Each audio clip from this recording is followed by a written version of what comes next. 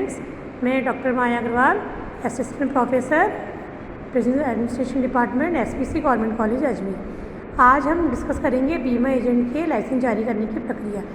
मतलब कि बीमा एजेंट जब कोई भी व्यक्ति बनना चाहता है तो उसको बीमा एजेंट के लिए एक लाइसेंस लेना अनिवार्य होता है। उस लाइसेंस के लिए एक प्रोसीजर फॉलो करना होता है, एक फॉर्म भर के जमा करवाना होता है, जो उसके बाद बीमा नियामक जो व्यक्ति को अधिकृत कर रखा है बीमा कंपनी ने, व्यक्ति आपको लाइसेंस जारी करती है। तो इसके लिए स्टेप बाय स्टेप प्रोसेस हमें फॉलो करना है, तो आज हम उसके बारे में देखेंगे। तो हम अब देखते हैं बीमा एजेंट लाइसेंस जारी करने की प्रक्रिया। तो सबसे पहले तो जैसा कि हमें पता है कि बीमा एजेंट जो भी व्यक्ति बनना चाहता है उसे बीमा एजेंट का लाइसेंस प्राप्त करना होता है। तो उस लाइसेंस के लिए एक बीमा एजेंट बनने की व्यक्ति को जो कार्य करना पड़ेगा वो इस प्रकार है।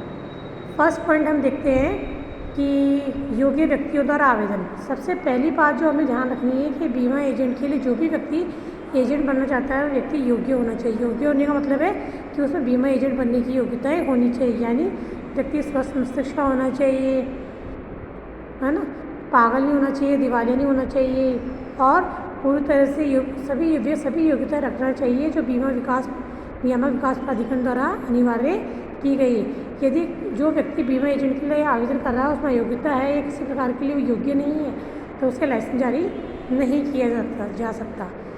दूसरी बात, सेकंड पॉइंट हम देखते हैं निर्धारित प्रारूप में आवेदन। कहने का आशय है कि जो भी व्यक्ति बीमा एजेंट बनना चाहता है उसे एक परफॉर्मा होता है, एक फॉर्म होता है, उस फॉर्म को भरना होता है। उस फॉर्म में बीमा कंपनी द्वारा चाही गई सभी सूचनाएँ उसे भरनी पड़ती है, क्योंकि जब तक आप सूचना नहीं भरोगे तो बीमा एजेंट को आपके संबंध में सभी जानकारी प्राप्त नहीं हो पाएगी। तो इसीलिए जब भी कोई व्यक्ति मिश्रित या सही बीमा एजेंट लाइसेंस प्राप्त करना चाहता है तो उसे ये बीमा के लिए फॉर्म भर के जमा करवाना होता है। अगला पॉइंट है हमारा, आपने फॉर्म निर्धारित प्रारूप में आवेदन कर दिया है, इसके बाद आपको क्या करना होगा, शुल्क जमा कराना। यानी जब बीमा एजेंट बीमा लाइसेंस प्राप्त करना चाहता है तो बीमा एजेंट को फॉर्म जमा करवाने के बाद कुछ शुल्क भी देना होता है। इस शुल्क को चुकाने के लिए आपको न्यूनतम 250 रुपये का शुल्क देना पड़ेगा। कोई भी व्यक्ति जो बीमा एजेंट का लाइसेंस लेना चाहता है उसे 250 रुपये का शुल्क देना होगा, यानी बीमा को जमा करवाना होगा। इसी के साथ अगला हम देखें तो फोर्थ पॉइंट हमारा आता है आवेदन के पत्र के साथ संलग्न प्रपत्र संलग्न करना, नामांकित व्यक्ति को प्रस्तुत करना। यानी जब आपने बीमा एजेंट के लिए फॉर्म भर के जमा करा दिया, शुल्क भी जमा करा दिया, उसके पश्चात आपको आवेदन पत्र के साथ कोई परफॉर्मेंस संलग्न करना होगा, जिसमें जैसे आयु का प्रमाण पत्र, यानी आप एजेंट बनना चाह रहे हो तो आपकी आयु कितनी है, आपकी शैक्षणिक योग्यता कितनी है, तो उसके लिए आपकी मार्कशीट और आपका जिसमें आपकी क्वालिफिकेशन आ रही हो, एजुकेशन क्वालिफिकेशन सर्टिफिकेट आपको लगाना होगा। इसी के साथ आपने बीमा एजेंट बनने के लिए से पूरी परीक्षा पास करनी होती है, उसका प्रमाण पत्र भी आपको देना होगा।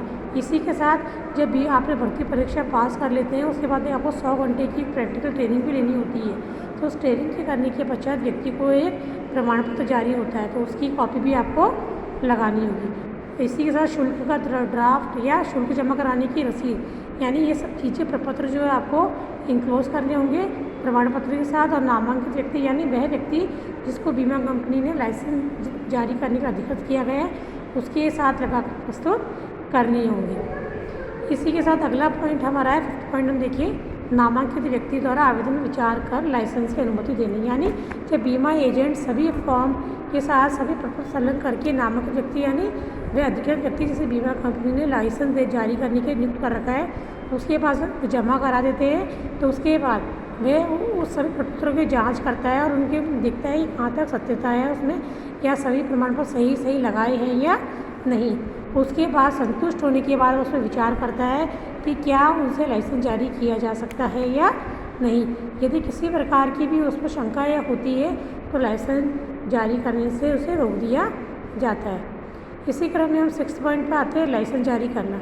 जब अधिकृत व्यक्ति नामांकित संतुष्ट हो जाता है कि बीमा एजेंट ने सभी दस्तावेज प्रपत्र जो लगाए हैं सभी सही है, तो वह उन सभी बातों संतुष्ट होकर उसे लाइसेंस जारी करने की प्रक्रिया शुरू करता है। और नामांकित व्यक्ति की अनुमति के बाद उसका कार्यालय एक निर्धारित प्रारूप में अर्थात फॉर्म 5B में लाइसेंस तैयार करता है और उस पर अपने हस्ताक्षर और सील लगाकर उसे जारी कर देता है।